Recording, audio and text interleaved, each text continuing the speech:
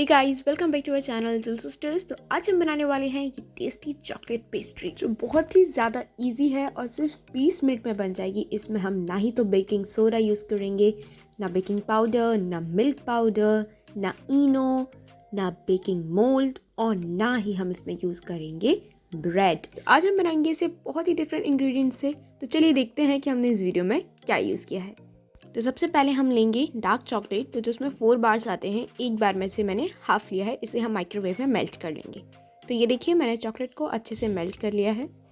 उसके बाद मैं इसमें ऐड करूँगी 3 to 4 table spoon whipping cream, और मैंने इसकी कंसिस्टेंसी को थोड़ा और परफेक्ट करने के लिए मैंने इसमें ऐड करा है 2 टेबल स्पून मिल्क।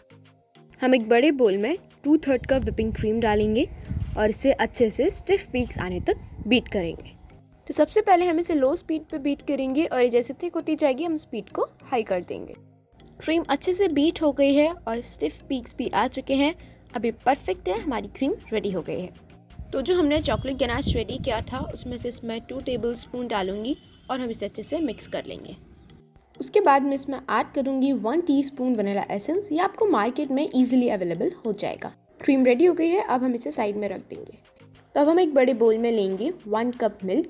ये ना ही गर्म है ना ही ठंडा है, रूम टेम्परेचर पे है। इसमें मैं ऐड करूँगी 2 टेबल स्पून शुगर पाउडर। आप अपने टेस्ट के अकॉर्डिंग कम या ज़्यादा कर सकते हैं। इसे हम अच्छे से मिक्स कर देंगे। तो अब हम क्रीम को पाइपिंग बैग में फिल करेंगे। तो इसमें लगाऊंगी मैं ये नोज़ल और फिर उसके बाद हम ग्लास की हेल्प से इसे अच्छे से फिल कर लेंगे। अब पूरी एक साथ मत डालेगा वरना क्रीम मेल्ट होने लगती है। हम थोड़ी थोड़ी करके इसमें फिल करेंगे। तो अब हम इसे साइड में रख देंगे। तो ये है हमारा सीक्रेट इंग्रेडिएंट जिससे हम बनाने वाले हैं नो बेक केक पेस्ट्री। तो यहाँ पे हम यूज़ करेंगे रस्क, ये जो चाय के साथ खाते हैं और मार्केट में इजीली अवेलेबल भी हो जाएंगे। तो यहाँ पे मैंने इसके लिए हैं 12 पीसेस। तो अब हम पेस्ट्री को असेंबल करेंगे। उसके लिए टोस्ट को अच्छे से हम मिल्क में डिप करेंगे और इसे सेट कर लेंगे। उसके बाद पाइपिंग बैग की हेल्प से हम क्रीम को अच्छे से लगा देंगे और फिर उसके बाद हम नाइफ़ की हेल्प से इसे अच्छे से इवनली स्प्रेड करेंगे। उसके बाद हम ये सेम प्रोसेस दोबारा रिपीट करेंगे और इसकी 3 लेयर्स रेडी कर लेंगे। तो अब हम साइड्स को भी अच्छे से क्रीम की हेल्प से कवर कर लेंगे। तो ये देखिए, हमने क्रीम को अच्छे से इवनली स्प्रेड कर लिया है। अब हम इसे थोड़ी देर फ्रिज में सेट होने के लिए रख देंगे। तो जो अब हमने गनाश रेडी किया था उसे हम पाइपिंग बैग में डालेंगे और ये थोड़ा सा थिक हो गया था, इसलिए मैंने इसमें 1 to 2 table spoon milk add कर दिया था।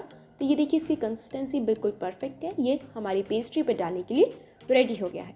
तो अब हम गनाश को अच्छे से हमारी पेस्ट्री पे डाल देंगे और फिर मैं स्टार नोज़ल की हेल्प से इसमें साइड्स में बॉर्डर बना दूंगी जिससे हमारी पेस्ट्री और भी ज़्यादा अच्छी लगेगी। तो ये देखिए, मैंने पेस्ट्री को अच्छे से डेकोरेट कर लिया है और फिर इसमें थोड़े से चोको चिप्स भी लगा दिए हैं। आप इसे अपने हिसाब से भी डेकोरेट कर सकते हैं। सो ये देखिए, हमारी पेस्ट्री रेडी हो गई है। तो अब मैं इसे 3 पीसेस में कट कर लूँगी और ये सच में बहुत ईजिली कट हो गया था, बहुत ज़्यादा टेस्टी है। सो ये देखिए, इसकी लेयरिंग भी बहुत ज़्यादा अच्छे से हुई है। अब मैं आपको इसको एक पीस कट करके दिखाती हूँ। Wow, it's so